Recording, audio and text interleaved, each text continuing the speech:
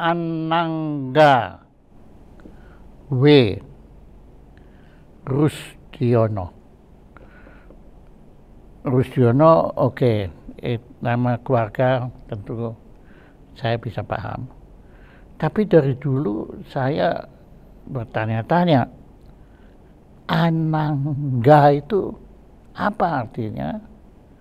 Dan W itu singkatan apa? Nah, kayak dulu saya bertanya-tanya, nggak ada orangnya. Hari ini saya beruntung, orangnya ada di sini, jadi saya bisa tanya langsung. Kok nama Anangga itu bagaimana, Pak? Artinya kan ada selalu. Cukup menarik pertanyaan Bapak. Sebenarnya Bapak tadi bicara Anangga W. Rusdiono. Iya. Rose-nya pun menarik, Pak. Saya orang Jawa, tapi R-O-O-S. Kita bapak saya namanya Rusdiono. Saudara-saudaranya semua memakai nama Rose, tapi R-O-O-S bukan R-O-E-S atau R-U-S. Oke, ya, oke. Ya, oke. Itu satu. Dah. Karena paman saya, mungkin Bapak pernah dengar, adalah Profesor Roseno. Itu paman saya, jadi kakaknya ayah saya. Nah, jadi Rus itu asalnya dari ini, ayah kedua beliau. Ya, tapi kakek saya bukan Rustam Haji namanya, tapi Rustam Haji. Oke, Karena dikatakan adalah pengaruh Belanda. Jadi Rusdiono, Roseno, terus ada paman saya lagi, Rosheru. Rosheru. Ya. Kalau Rustamnya tetap Rustam. Rustam Haji tetap Rustam Haji. Apakah itu ada hubungannya dengan Pak Suparjo Rustam? Tidak, Pak. Oh enggak ya, oke. Ya. Nah itu baru Rusdionya. Kemudian kalau Bapak tanya W itu adalah Wardana. Oke. Ya. Jadi terus Bapak tanya kenapa Anangga? Sebetulnya nama saya itu ketika lahir adalah Ashoka Wardana. Ya, jadi diambil dari India gitulah. Tapi rupanya katanya waktu kecil saya sakitan. Dan Bapak tahu tuh orang Jawa kan kalau keberatan nama katanya disakitan. Iya. Jadi Ashoka itu dirubah jadi Anangga. Ashoka dirubah jadi Anangga. Nah ini Pak, ini saya tidak nangkep anunya. Saya juga nggak mengerti kenapa jadi Anangga, tetapi saya tanya apa sama ayah saya, kenapa apa arti Anangga? Angga itu badan.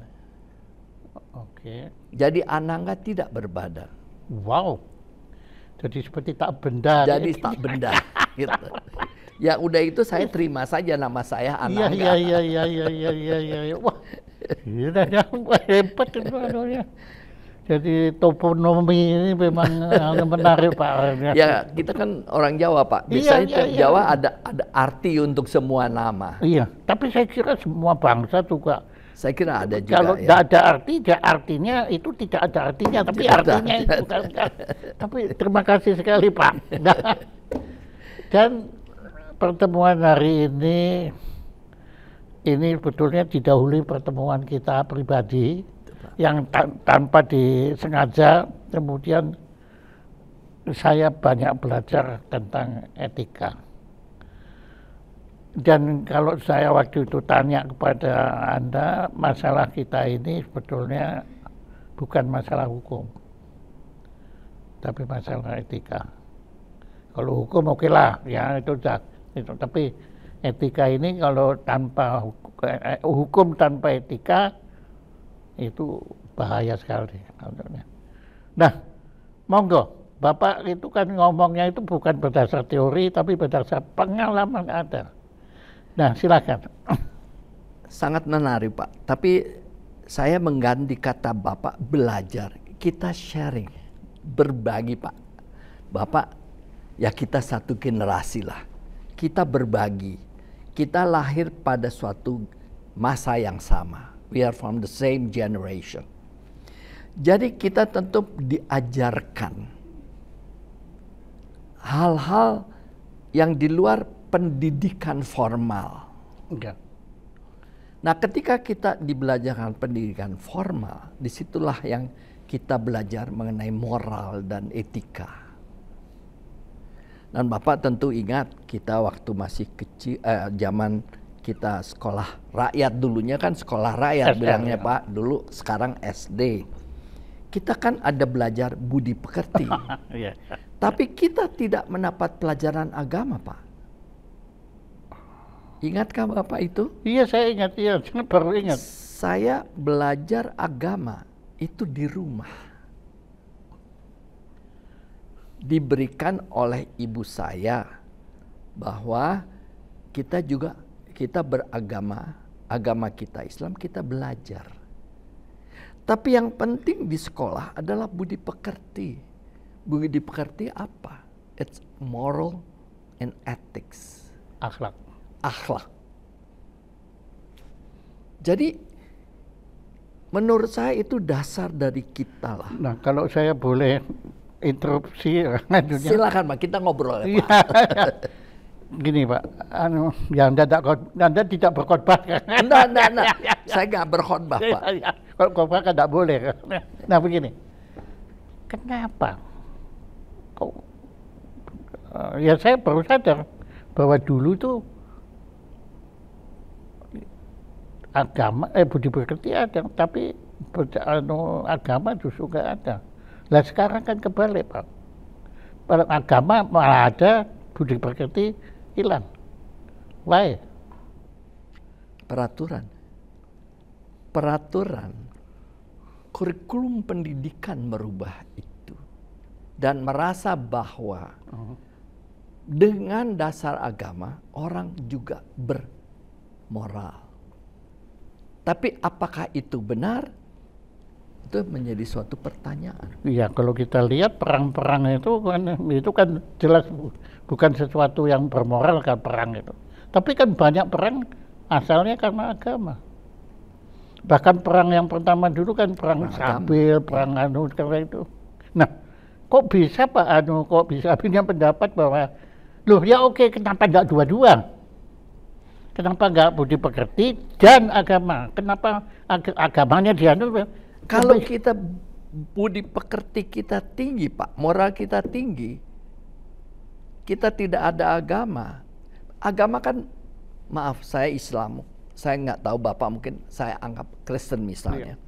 Kan Bapak punya aturan sendiri, saya punya aturan sendiri. Aturan ini bisa bertentangan, kita bicara hukum.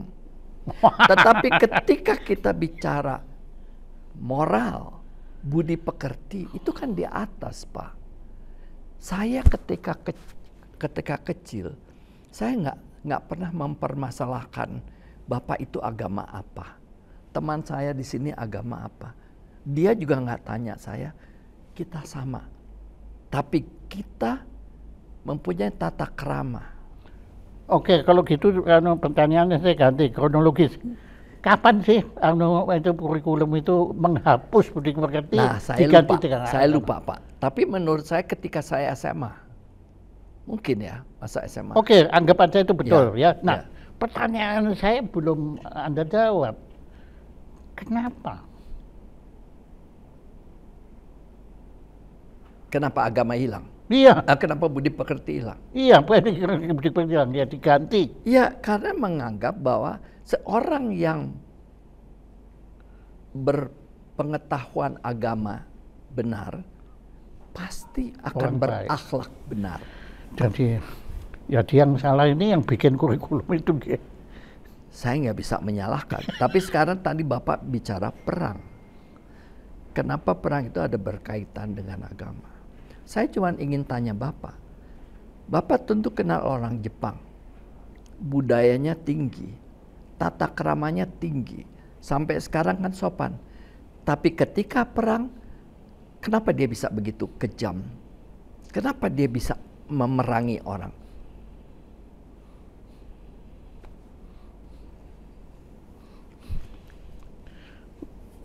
Oke. Nah, sekarang saya bicara what if. Apakah akan menjadi lebih baik andai kata itu budi pekerti tidak perlu dihapus, tapi ditambahkan ke agama itu? Saya setuju. Saya setuju betul. Karena apa, Pak? Agama itu, budi pekerti itu sesuatu yang sulit. Tidak ada pegangan. Anda mesti baik. Anda mesti, I trust you. Apa buktinya trust? Harus ada itikat baik, good faith.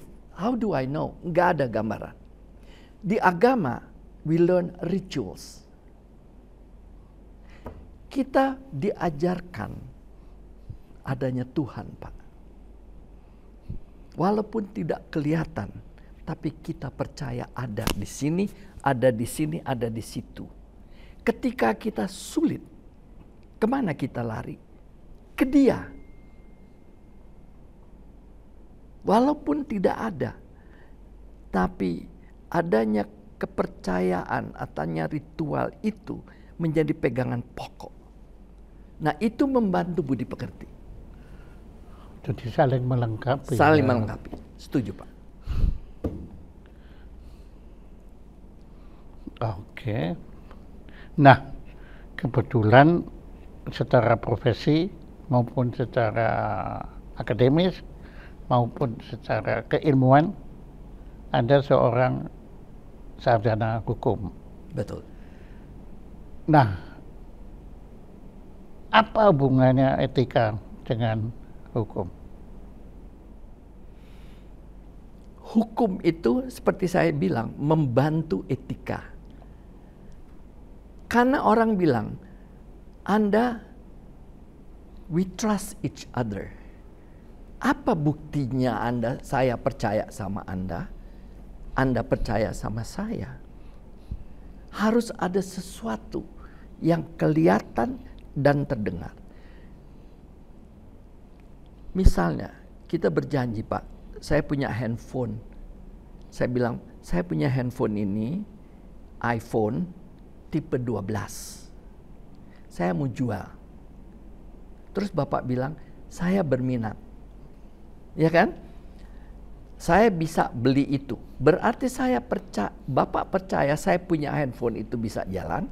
Saya percaya Bapak punya uang. Ya. Tapi itu kan cuma percaya kan, Pak? Ya kan? Kalau kita bicara moral, nggak usah apa-apa, kita shake hand, selesai. Tapi lama-lama saya nggak percaya sama Bapak dong.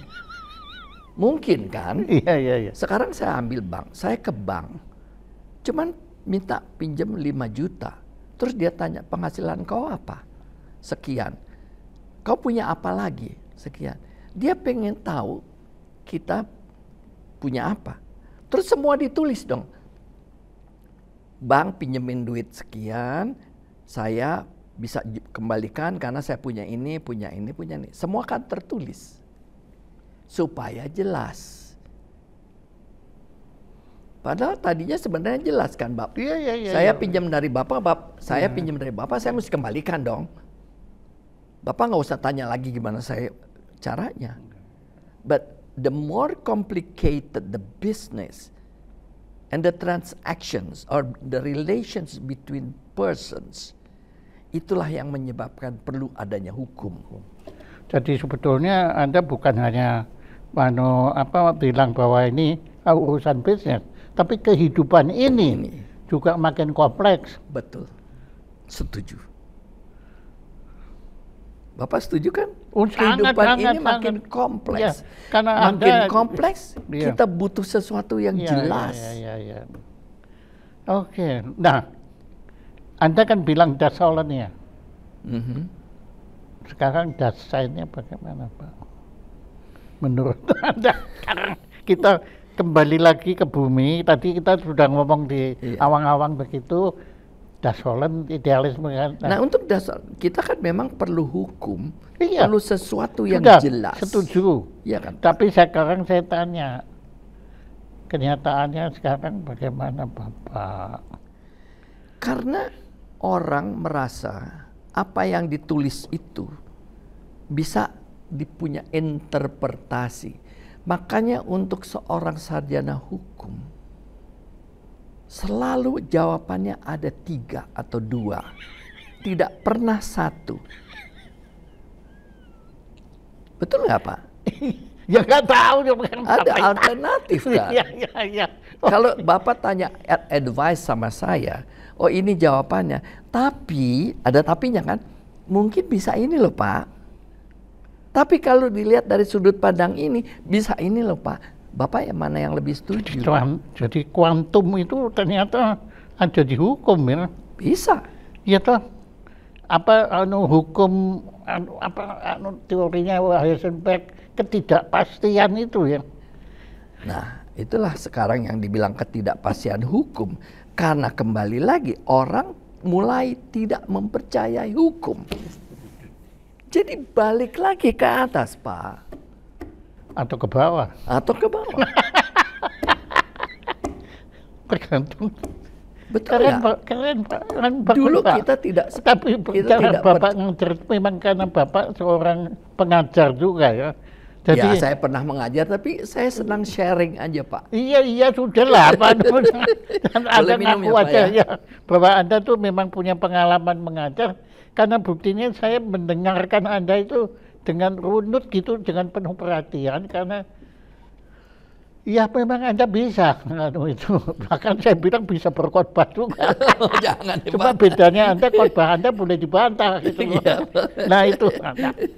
Oke, kita balik lagi Pak. Lagi ke itu. Jadi sekarang itu ternyata terjadi krisis kepercayaan kepada hukum. Baik itu masyarakat maupun penguasa. Yes. Karena penguasanya sendiri. Tapi kalau saya lihat penguasa sekarang punya satu keahlian lagi menyesuaikan hukum dengan kepentingannya. Itu etika. Pak, menginterpretasikan hukum sesuai dengan pendapat dia. Bapak, saya bilang tadi, bisa diinterpretasikan 3. Bapak menginterpretasi nomor 2, saya 1. Tapi Bapak penguasa, nomor 2 lah yang berlaku. Apakah itu etis?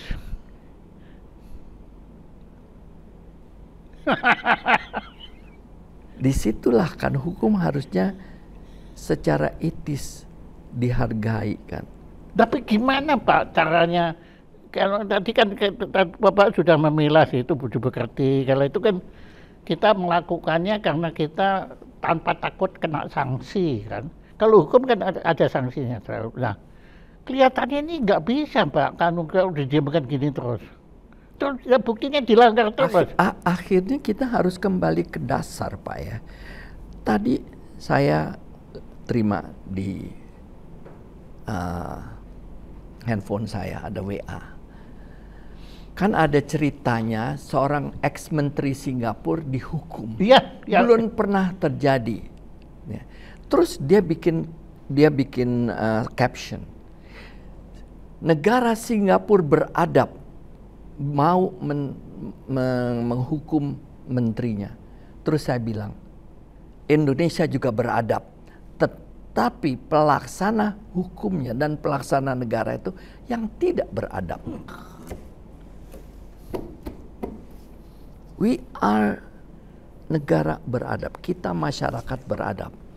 Tapi Bapak juga setuju sama saya kan bahwa masyarakat itu selalu butuh pemimpin. Apakah itu kepala desa, apakah dia kepala keluarga, tapi ada pemimpin Pak. Kalau pemimpinnya goyang, semua goyang. Oke, sekarang saya balik ke Menteri Singapura. Iya. Kan tadi Bapak bilang baru pertama kali seorang menteri di Singapura yang masih kalau menjadi menteri itu dihukum. Di Indonesia kan juga sering Pak, dulu zaman yang SBY kan banyak sekali itu Oh iya, menteri-menteri yang tapi saya nggak setuju perkataan bahwa Singapura beradab dan seolah-olah Indonesia tidak beradab. No, ya. Indonesia beradab. Cuman pelaksananya. Jadi pelaksana hukumnya, penegak hukumnya itu tidak melaksanakan kewajibannya untuk menghukum orang koruptor ini. Di Singapura dia hukum. But negara kita tetap negara beradab loh Pak. Iya. Kita setuju dong itu. Pelakunya kan. Pelakunya. Jadi ibaratnya kalau ada terorisme, kebetulan yang melakukan itu kebetulan agamanya Islam, bukan berarti seluruh Islam itu teroris kan. Ya yang teroris orangnya itu, bukan agamanya. Karena agama tidak membenarkan itu. Oke. Nah, Anda sudah menyimak itu semuanya, Anda juga menafsirkan. Nah, solusinya Pak, kalau boleh ya kami minta, tapi kalau bisa jangan 3, 1 aja Pak. Nanti ini enggak. Mau nggak mau, saya selalu memang solusinya cuman kita kembali ke dasar. Dalam artian gini Pak, orang zaman purbakala dibilang orang tidak beradab. Tapi sebenarnya kan mereka beradab juga Pak. Itu kan kalau ada keluarga kecil atau di suatu desa atau namanya apa. Mereka mungkin belum berpakaian, belum berpendidikan. Tapi kan dia tahu. Ada peraturannya. Ada aturannya. Bahwa kamu tinggal di sini ya. Bahwa pohon ini jangan diapa-apain karena kita makan. Nah, itu kan sangat-sangat dasar. Masa kita nggak bisa kembali ke dasar itu? Fitrah. Ya. Oke, tapi kan Anda sekali lagi masih bertanya, apa masa kita nggak bisa kembali ke dasar? Nah, monggo sekarang jangan pertanyaan tapi pernyataan. Susah Pak, karena apalagi saya mesti menghadapi masa depan di mana teknologi. Nah, tadi kita bicara etik, law, and then now there is a technology which is faster dan lebih pintar, lebih cepat daripada law, daripada ethics. Gimana tuh Pak? Saya nggak bisa jawab pertanyaan Bapak dong. Kita gimana mesti kembali? Saya cuma bilang balik ke dasar. Teknologi udah segini Pak. Ya, hukum di sini, mungkin manajemen ada di sini, tapi teknologi is already here. It's not yet regulated. Baik secara etik pun kita nggak tahu gimana. Orang nyuri seenak-enaknya aja. Orang ganti muka orang seenak-enaknya aja. Iya. Ya itu tersirat dan tersurat pada kasus Fufu Papa itu juga kan Pak. Bahwa kita akhlaknya sudah nggak kita perhitungkan lagi, tapi kita manfaatkan teknologi. Tapi ternyata teknologi juga ternyata sekarang ada lemahnya, bisa diruntut. Kalau nggak ada teknologi yang canggih, kita mana bisa tahu itu Fufu Fafa? Kok ini siapa tuh yang menteri yang Suryo itu? Yang Suryo. Dia kan bisa meruntut bahwa dari ini kita cari sumber ini. Nah ketahuan, oh si ini yang bikin. Nah itu juga saya nggak bisa jawab juga Pak. Teknologi ini bisa dipakai untuk hukum juga. Iya. Tapi kan bisa diruntun juga Pak. Iya. It means we have to go to basic. Iya kembali basic. Dasar lagi Pak. Tapi untuk kembali ke basic kan juga dibutuhkan bukan hanya kemampuan, tapi kemauan Pak. Nah mau nggak kita ini balik? Apalagi ya kita kan di luar yang berkuasa untuk tentang hukum ini, Pak. Tapi saya kira bisa, Pak. Saya selalu kembali ke masyarakat Jepang. Kenapa orang yang segitu disiplin, segitu santun, ya dia kan bisa tetap begitu menjalankan itu. Kok bisa? Walaupun tetap saya tidak bisa menjawab kenapa dia bisa segitu jahat ketika perang. Itu saya tidak bisa jawab. Tapi sesudah perang dia tetap sampai sekarang, Pak. Santun kan, Pak? Dia yang dia. Santun, Pak. Menghargai hukum, menghargai segala. Kan berarti bisa dong. Tapi kan kalau kita bisa menghargai hukum, rakyat kan sebetulnya rakyat loh Pak ya, itu kan mereka patuh hukum kan. Ya ada yang dengan itu kan kekecualian. Tapi yang berat ini penguasanya ini loh Pak. Nah, jadi kan manusianya Pak. Iya. Ketika Jokowi belum berbuat aneh bin ajaib, kita semua patuh sama dia loh Pak. The first period, masa 5 tahun pertama, kita patuh loh Pak. Iya, iya. Apa dia bilang iya, apa dia bikin iya, ayo. So it's depend on the pemimpin Pak. Kan tadi saya kembali lagi di yang orang yang dibilang orang purba, itu kan pemimpin ada. Kalau pemimpinnya baik, masyarakatnya baik. Iya. Wow, jadi artinya we need a leader ya di sini ya. Yes, we need a leader. Makanya orang nangis ketika kenapa our leader yang kita pikir bagus tiba-tiba meleset.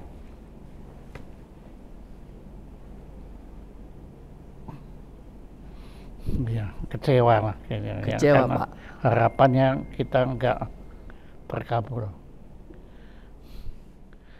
Bapak, aduh, ya ini kalau cuma ngikutin emosi, saya kira kita akan ngomongnya nggak akan berhenti nih Pak. Betul Pak, terima kasih. Nah begini, saya mohon apa yang belum saya tanyakan, tapi Anda berdasar orang yang ngelakoni hukum itu perlu kita ketahui. Tolong. Dari tadi Bapak tanya apa jawabannya. Saya bilang kembali ke dasar. Saya sangat menghargai Bapak karena Bapak berkecimpung di kegiatan kebudayaan, kesenian. That is important. Saya sangat menghargai itu karena melalui pesan-pesan budaya, pesan-pesan kesenian, itu bisa diterima oleh masyarakat. Bapak mengadakan pagelaran wayang, pagelaran ini, pagelaran itu. Apa yang kita cuma ngelihat orang nari, tapi apa yang didiskusikan itu apa? Terus Bapak tadi bicara Kresna. Kenapa ada seorang Kresna yang beda dengan seorang Durno? Ya kan? Ada seorang Janoko. Tapi ada seorang Bimo. Nah itu yang sangat saya hargai dari Bapak. Adalah ketika kita bicara budaya. Bapak pemain piano ulung. Saya sangat menikmati musik. Lewat itu orang akan lebih kembali kepada adab. Adab, oke.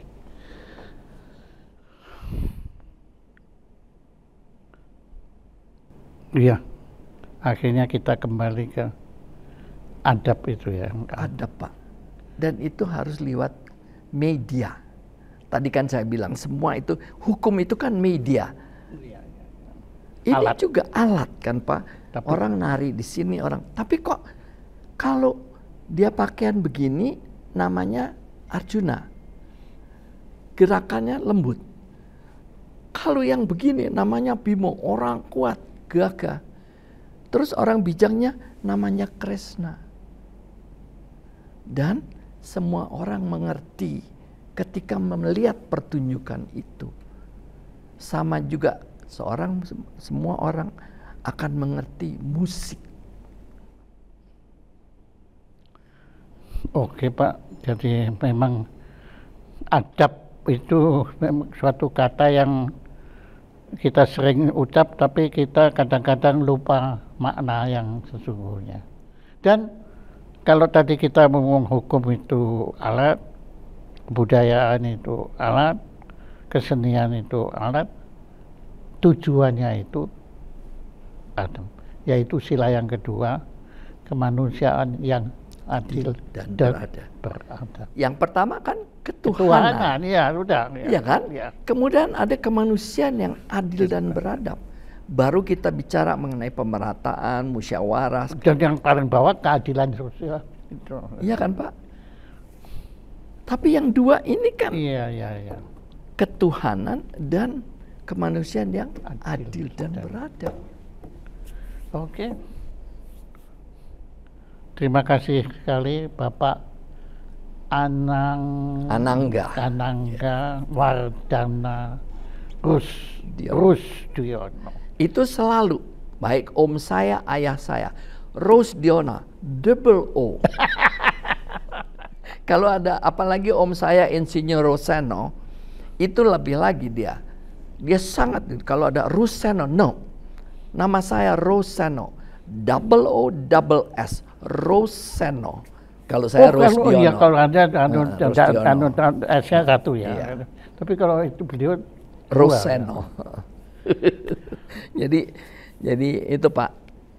Tapi saya sangat menghargai kegiatan Bapak dan segala macam karena itu berkaitan dengan budaya. Budaya itu berarti adab. Terima kasih. Terima kasih Ini Pak. kami nggak punya apa-apa, kami kenang-kenangan ucapan terima kasih kami kepada Anangga Wardana Rusdiono, tapi IW-nya kami singkat juga sini, yang telah berkenan menjadi narasumber Jaya Supranasio dengan tema etika dan hukum di Indonesia. Tepuk tangan untuk Pak Rusdiono. Terima kasih banyak.